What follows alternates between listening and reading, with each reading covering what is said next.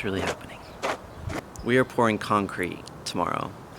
We made some big progress in the last few weeks, and after all the digging hoopla, we have our building permit in hand, and we've been flying through the process of getting ready to pour foundation. Not long ago, it still looked like a flat desert. We had to wait a week to start because there was rain passing through, and rain plus trenches equals problems. But the sun came out, and so we hit full throttle. First things first, we had to survey the land to determine a few specifics. This guy used a special tool that I assume uses GPS to determine the exact location of the new building and the precise elevation of the foundation. He marked a spot 3 feet away from the building at each of the 4 corners. Those marks will later be used to set the concrete forms. He also put a blue spike in the ground and marked its exact elevation. With the spike in place, it'll be easy to figure out how high above the spike to set the foundation. With all the info we needed and a building permit in hand, we could begin working on the foundation. The guys used the location markers and spray paint to mark where to dig for the footings. The footings will go around the entire border of the building, as well as the dividing wall between the casita and the workshop. Our footings are 2 feet deep all the way around and over a foot wide. It may seem a bit silly to dig out the ground after just compacting it, but that's what has to be done when building a new structure. The next step of the process is to start on the concrete forms, but it was important to know exactly where to put the forms. So at each of the 4 corners, they built a guide to run string from corner to corner, showing the precise location of the foundation. The string was set at both the outside limits of the foundation, as well as the exact height of the top of the foundation. They measured a few times to make sure that the dimensions were all accurate, even measuring on the diagonal to make sure it was square. When putting the forms together, they lined up the edge of the wood just on the outside of the string. The forms are connected to a few kinds of stakes. One kind is a wood 2x4 driven straight down into the bottom of the pit. Since the ground is so well compacted from before, it was not an easy job driving these in. Also, around the perimeter of the forms are diagonal stakes.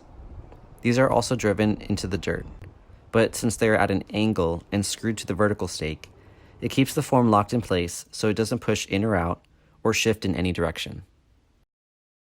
Okay, the forms are moving right along, but the plumbing has to go in at the same time. Not any of the water lines, just the sewer pipes for the shower, toilet, and 3 sinks. They had to dig small trenches in the dirt to lay the pipe. The sewer lines all converge into a larger pipe that will flow towards the main house and tie into the main sewer line under the house.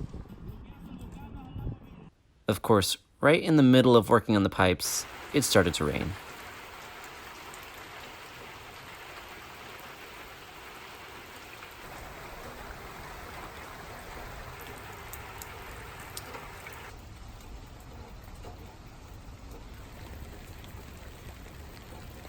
By the next day, it had dried up and we could get back to work. In order to run the pipe under the existing house, a hole needed to be bored through the existing foundation wall, big enough for the pipe to run through.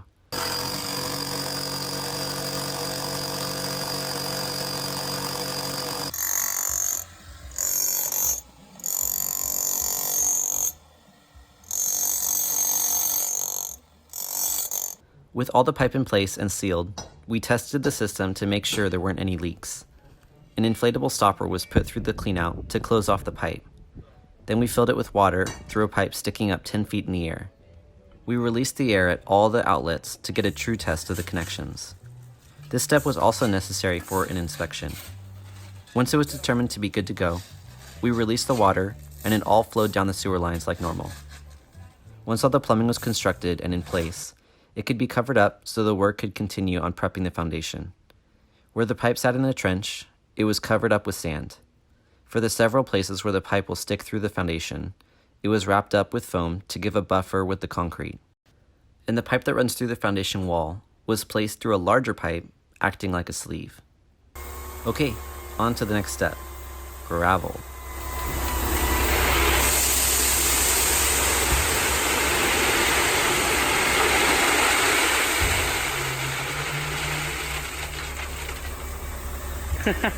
On top of the dirt slab had to be a few inches of aggregate gravel. Since the forms and footings are already in place, this had to be brought in by hand, which meant loading up the gravel in wheelbarrows and dumping it on the dirt. This was done concurrently while the plumbing was being worked on.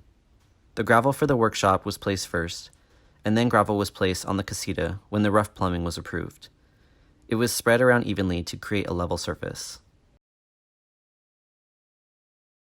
The next step was to put a thick vapor barrier over the gravel. This will help prevent any water or moisture from seeping up into the concrete foundation. On top of the vapor barrier, we put a few inches of sand.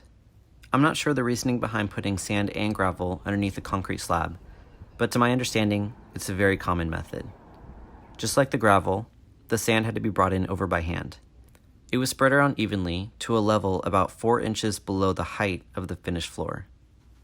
Forms, plumbing, gravel, sand, and the last major chunk of the work is the rebar. They started at the bottom of the footings, put 2 strips of rebar near the bottom, and 2 more strips a foot or so above that. The rebar at the bottom sits on blocks to keep it off the dirt. The rebar will be surrounded by the concrete to strengthen it. The rebar above has to be hung and kept in place with metal wires. Next was the rebar for the slab.